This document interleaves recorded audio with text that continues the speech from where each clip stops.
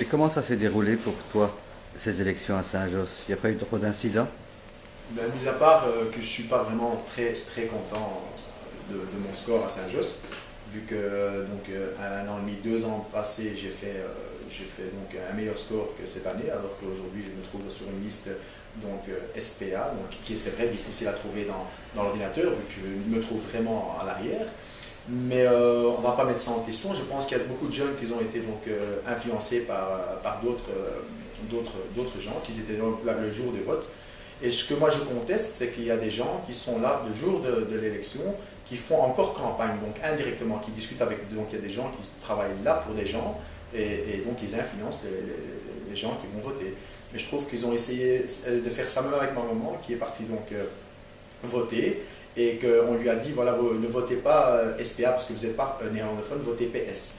Et ma maman, donc, ils ne savaient pas que c'était ma maman, donc ils m'ont dit voilà, écoutez, vous devez voter donc francophone. Elle a dit non, je vote pour mon fils qui est au SPA. Et puis après ça a été, mais voilà, donc encore une preuve qu'on essaye quand même un peu d'orienter les gens vers des listes plus francophones que néerlandophones. Et ça, je trouve quand même injuste.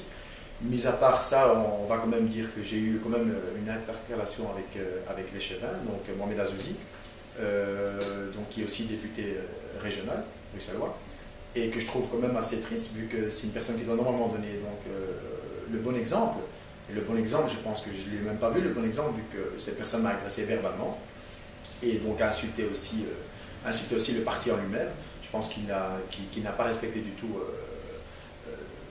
n'a pas respecté en fait la personne qui est en face de lui. Je suis candidat comme lui, il manque de respect. Je pense qu'on se connaît depuis pas mal d'années, et moi ça m'a quand même touché que cette personne-là se laisse quand même influencer par une agressivité verbale et même presque physique. Oui, mais il y a eu un procès verbal dressé par la police de cet incident? Il n'y a pas eu de procès verbal, par contre, on a fait venir le juge de paix sur place avec la huissière, et eux ont constaté comme quoi, voilà, qu'il y avait bien, parce que vu que pour moi, je contestais aussi qu'il y a la sœur de l'échevin en question, qui est donc concierge de l'école et qui discute avec tout le monde. Donc moi je trouve quand même interdit d'avoir une personne qui est membre de la famille, d'être là présent donc, le jour des votes. Je trouve ça quand même scandaleux qu'on laisse ça comme ça, vu que cette personne-là peut influencer les gens, dit bonjour à tous les gens, discute avec tous les gens. Son beau-frère aussi, donc son beau-frère d'Azouzi aussi, discute avec tous les gens. Je trouve que c'est quand même injuste.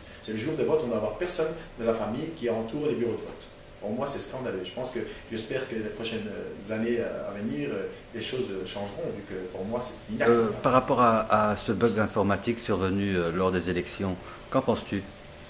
Je pense que le bug, moi, il me fait penser à beaucoup de choses, ce bug, parce que un jour, donc 24 heures avant le bug, on a parlé d'un attentat qui m'a d'ailleurs très fort touché. Il y a des innocents qui ont été la cible. Et je pense que voilà, ça a fait peut-être aussi. Je pense qu'il y a beaucoup de partis qui ont gagné des voix grâce à ça. Je pense qu'ils ont encore parlé de l'insécurité dans laquelle on vit. Et je pense que le bug informatique a fait aussi des malheureux, notamment des candidats qui sont très déçus de leur score, vu qu'ils contestent ces votes-là. Ils contestent qu'il y a eu un bug, et le bug a fait en sorte que. Voilà. Donc moi aussi, je peux parler aussi du bug, vu que j'ai été aussi buggé indirectement. J'ai été boycotté carrément par Saint-Josse. Je pense que c'est la ville où je suis né. J'ai ouvert les yeux à Saint-Josse, ça fait 31 ans. Le 27 mai, ça faisait 31 ans. Et je pense qu'aujourd'hui, j'ai une grande déception en moi-même. Je pense que je ne suis pas vraiment content du score que j'ai eu à Saint-Josse. Et les raisons font que voilà, peut-être que les gens n'ont peut-être pas assez fait confiance, ou on m'a mis les bâtons sur les roues, on sent pas moi. Je pense qu'aujourd'hui, on se trouve dans un problème où tout le monde se pose la question. On pense que c'est les mêmes personnes qui sont toujours élues. Et je pense que moi, je ne critique personne. Je dis juste, je constate que ce que j'ai vu pendant ces nombreuses années. Déçu, oui, déçu parce que ces gens-là doivent être un peu plus sur le terrain et non pas venir chercher les voix tous les 6 ans, tous les 5 ans, tous les 4 ans. Je pense que les gens ont besoin de voir une présence des responsables un peu plus souvent dans les rues, au lieu de les voir dans les réunions, dans les fêtes de quartier. Je pense que les gens ont besoin de soutien un peu autour d'eux, et montrer qu'il y a des échevins qui les soutiennent, qu'il y a un bourgmestre qui est là pour eux, Aujourd'hui, on ne va pas mettre le bourgmestre en question. Je pense qu'Emir Kir, c'est quelqu'un qui a beaucoup d'expérience quand même.